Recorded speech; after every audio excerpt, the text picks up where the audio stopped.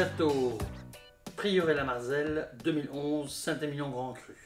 Château Prieuré-la-Marzelle, comme le Château La-Marzelle, sont de très grands vins de Saint-Émilion, propriété belge, appartenant à la famille Sioun, qu'on salue.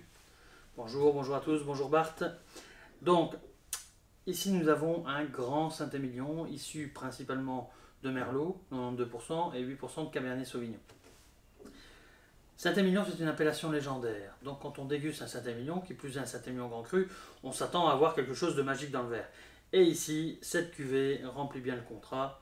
Regardez ça. On a une robe qui est soutenue, rien évolué, avec des reflets bruns, belle viscosité. Le nez, on a un premier nez qui est tout en finesse. On a un côté un petit peu grillé, presque un peu évolué, un tout petit peu sous bois, mais tout en finesse, quoi. Ça plante tout de suite le décor. On se dit, on a ici dans le verre un beau Saint-Émilion et je veux raconter mon terroir. Alors quand on le travaille un petit peu, ce qu'on a envie de faire, parce que ça s'annonce déjà très bien,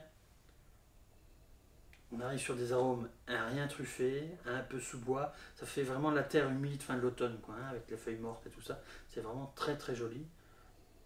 On sent qu'il y en a encore sous le coude parce qu'il y a encore un peu de fruits, encore un peu de cassis comme ça. Donc on a vraiment une belle harmonie, on a un très beau bouquet. C'est tout élégant.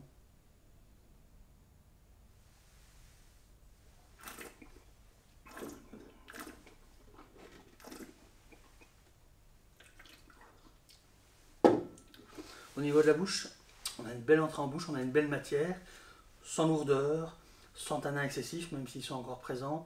Il y a de l'acidité, juste ce qu'il faut. Quand on travaille la rétrofaction, c'est long. On reste sur ce côté un petit peu sous-bois, le côté un tout petit peu fruit noir, une pointe un peu de truffe, le côté un peu bois de cèdre. On a vraiment une belle expression de grand Saint-Émilion. Donc c'est le vin qu'on va pouvoir marier sur des volailles, sur des préparations de viande rouge mijotée. On peut aller sur des tonalités un peu tertiaires, sur ce côté un peu champignon, sur ce côté un peu sucre de cuisson pour la sauce, sur des légumes un peu braisés. Donc c'est vraiment le vin qui fonctionne très très bien.